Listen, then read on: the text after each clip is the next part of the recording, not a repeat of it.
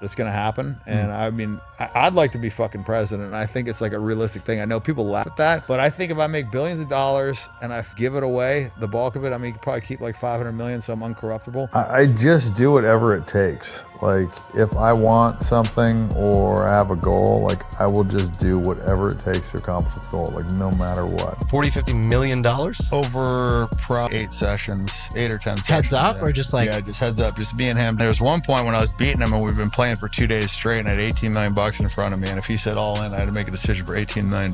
He built a life that looks like a movie. Speedboats cutting neon water, villas that feel like sets, and just enough chaos to suggest danger without ever getting burned. The feed sells it clean. Sun-glossed days, champagne nights, and a king who never loses. But there's a rule about mirages. They shimmer the hardest right before they disappear.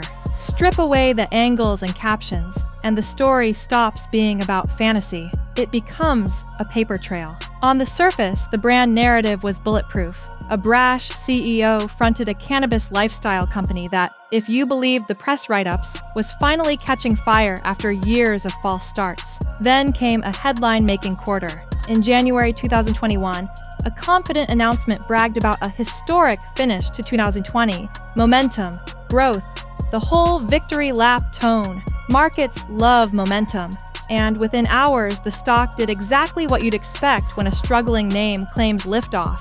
It ripped hard. That rocket, though, created a second storyline, one the camera never shows. When numbers jump, auditors start tugging on threads. Confirmations go out. Replies come back. According to regulators, the glow around that quarter dimmed fast when a key customer wouldn't sign off on sales. It said it never ordered. Inside, emails and explanations started multiplying. Outside, the legend rolled on. It's the classic split screen, public winning on one side, private arithmetic on the other. And here's the part that tightens the knot. As questions mounted, the tale of who actually bought those vape units allegedly began to morph. A different entity appears. New documents surface. The picture becomes less record-breaking demand, more creative rearrangement. None of this plays well on Instagram, so it never makes the grid. But it's the kind of detail that turns nightclub myths into courtroom schedules. And that's where this story is headed. But that wasn't the whole story. For years, the origin story sounded simple. Poker, not televised tournaments with neat chip counts and tidy trophies.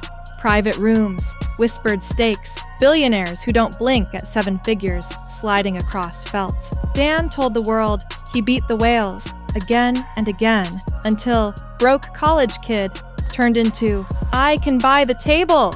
He sprinkled in numbers that make your eyebrows try to leave your face. 50 million in 1 year. Multi-million nights like they were pickup games. It's a seductive narrative because it explains everything without changing anything. You don't need spreadsheets when the hero wins by reading souls. You don't need boring supply chains when the money falls from the sky in velvet rooms with no receipts. The story flatters the listener too. Believe hard enough, and the line between luck and genius gets blurry. You're not doubting him. You're protecting the dream that maybe you could sit down, say the right thing, and watch the universe push a mountain your way. But legends travel faster than ledgers, and ledgers don't care about swagger. When regulators started combing through Ignite's books, the poker myth didn't enter the equation.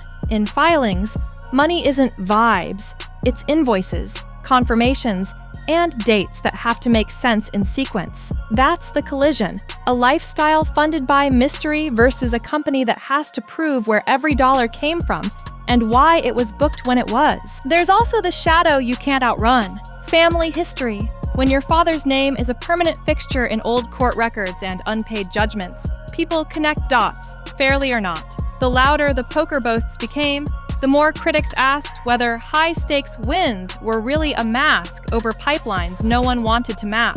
And once the SEC began spelling out disputed sales and shifting explanations, the poker tale felt less like proof and more like background music. You don't need to decide who's right to feel the tension. On one channel, we're told a lone gunslinger tamed rooms full of sharks. On another, we're shown regulators tracing numbers that don't behave. The distance between those channels is where reputations go to warp. Because if the cash didn't come from clean demand or clean wins, what did it come from? And why did the quarter that changed everything start changing shape the second someone asked for signatures? And then the SEC dropped a 40-page bomb. Here's the timeline the glossy posts never mention. Late 2020, the company books a surge of sales. Exactly the kind of year-end pop that turns a struggling brand into a comeback headline. The invoice totals look great. The narrative writes itself. And with the right framing, best month ever becomes, we've finally cracked it. That framing hits the wire in mid-January, and for a moment it feels like gravity switched off. Markets respond to stories the way crowds respond to music. Give them a big drop, and they leap. The press release lands, the stock spikes, and volume pours in like the floodgates opened.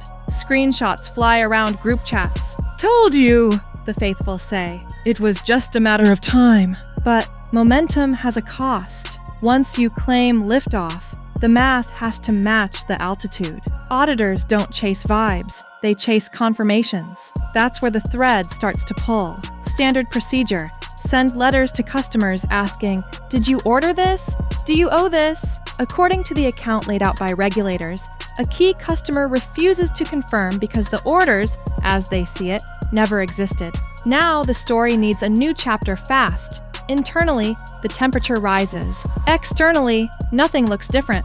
It's the same highlight reel, the same swaggering quotes about crushing it. On paper, though, a different buyer suddenly appears. The fix allegedly comes through a friendly entity, a name tied to the family orbit. Documents surface, timelines shuffle, and what was sold to customer A now seems to belong to customer B, backed by paperwork polished after the fact. That kind of switch might fool a timeline, but it doesn't fool a calendar.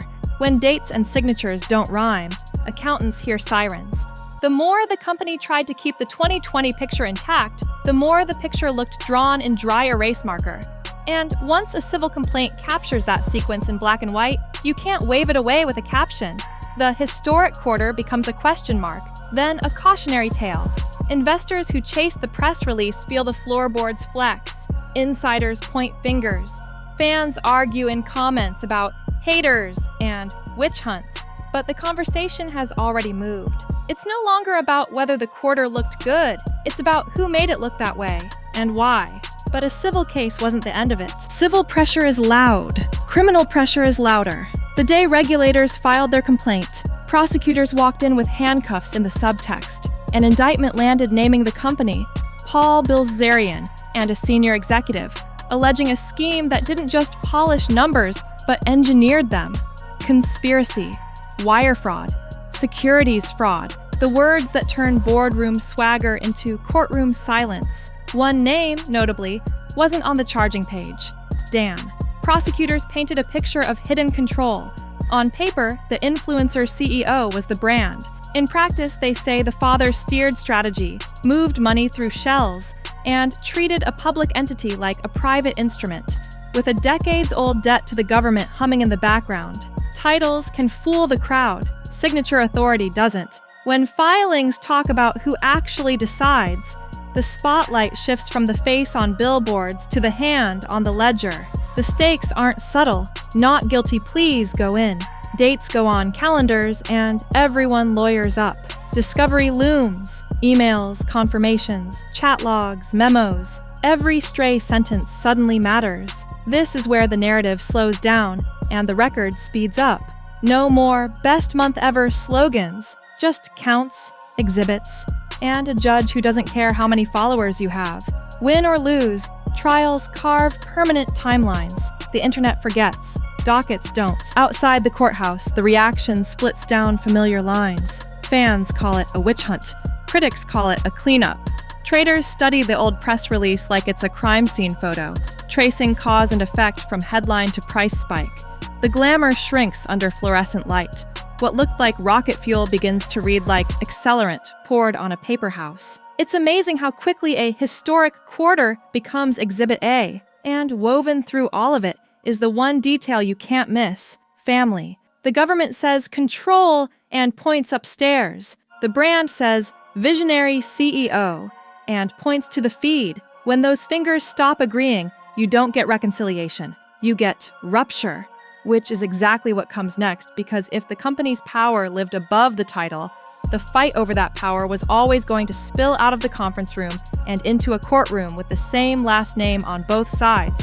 And then the family drama went public. When the spotlight turns into a subpoena, families either circle wagons or draw swords. This one drew swords. After months of headlines that spoke about control from the shadows, Dan filed his own case and gave the drama a new center. He says he was pushed out of the corner office without the votes the bylaws demand, then quietly erased from the boardroom while his face stayed on the packaging. It's a simple, stinging claim. You took the company from me, but you kept the brand that is me. The filing reads like a confession and an accusation at the same time. On one hand, Dan paints himself as a figurehead, more billboard than boss, nudged to the front while decisions flowed elsewhere. On the other, he argues those same decision-makers broke their own rules to sideline him once the pressure mounted. It's a paradox that only makes sense in influencer capitalism. The man who sold the dream says he wasn't allowed to run it, yet the dream couldn't sell without his name. There's real stakes buried under the celebrity sheen. If he proves his removal didn't follow the rules, the consequences bite.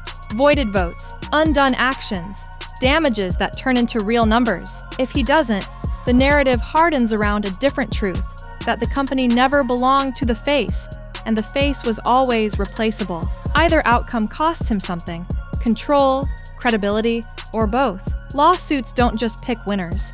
They pin labels to people and leave them there. And then there's the part no press tour can soften. Suing your father. Strip away the yachts and the snark, and you're left with a son arguing that the person who taught him power used it against him. He doesn't just ask for money, he asks a judge to say, on the record, that the line got crossed. In a family already shadowed by old judgments and old headlines, that kind of verdict would echo louder than any viral clip. Meanwhile, the brand tries to keep moving.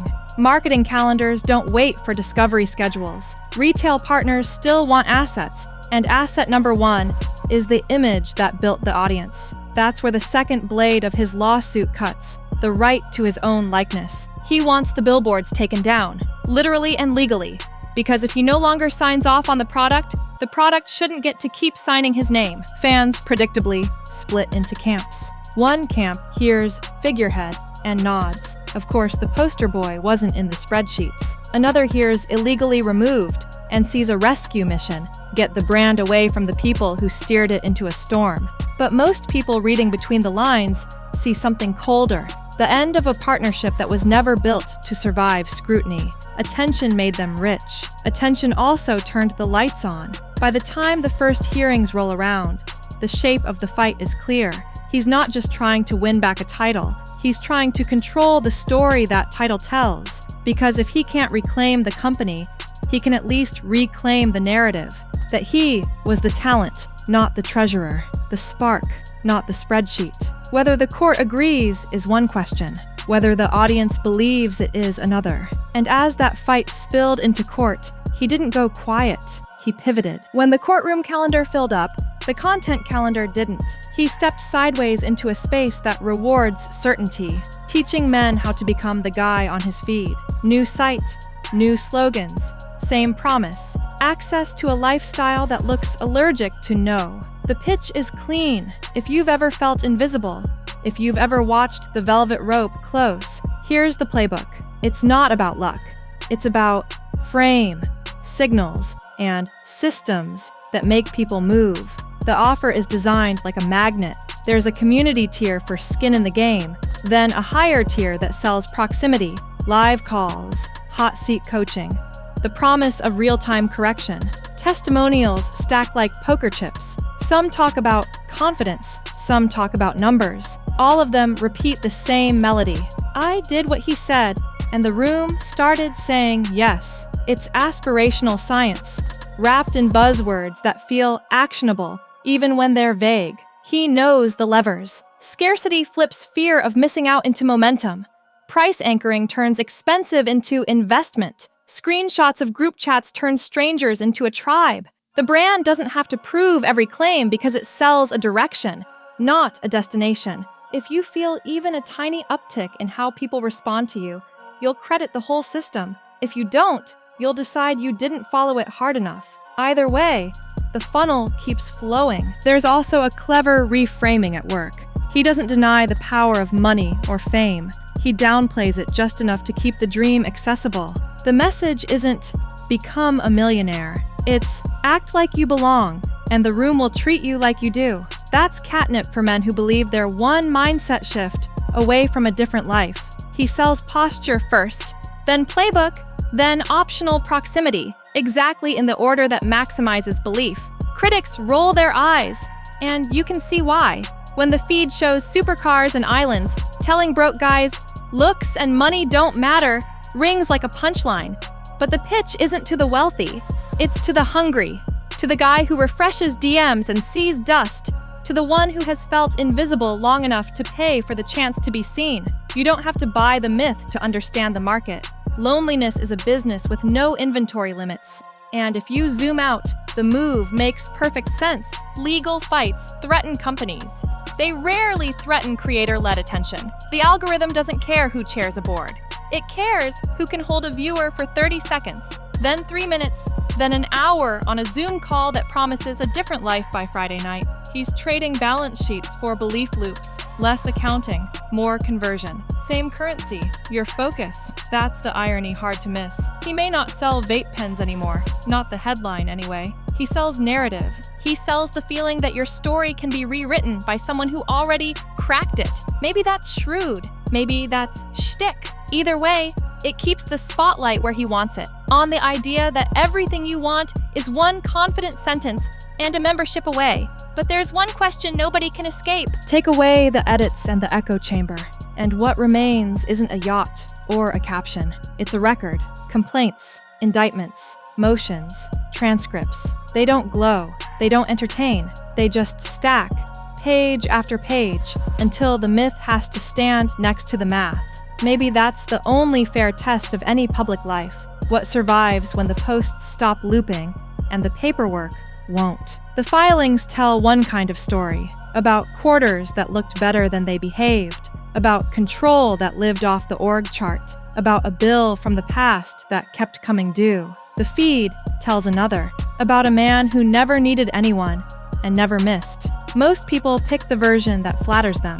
If you love the fantasy, you'll defend it on principle. If you've been burned by one like it, you'll see every frame as a setup.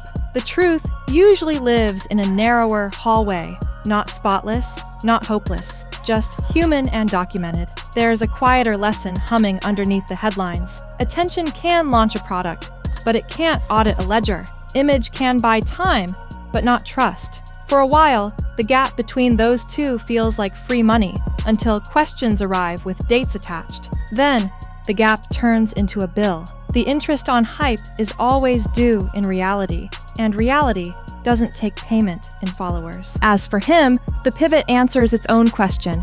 If the company is contested ground, the persona is sovereign land. No shareholder votes, no audit letters, just an endlessly renewable resource. People who want what he represents more than they want proof of how he got it. He understands that economy. He helped build it. And in that economy, the product isn't nicotine or knowledge. It's narrative. You don't have to agree with it to recognize how well it sells. So what's left? A legend for those who need one.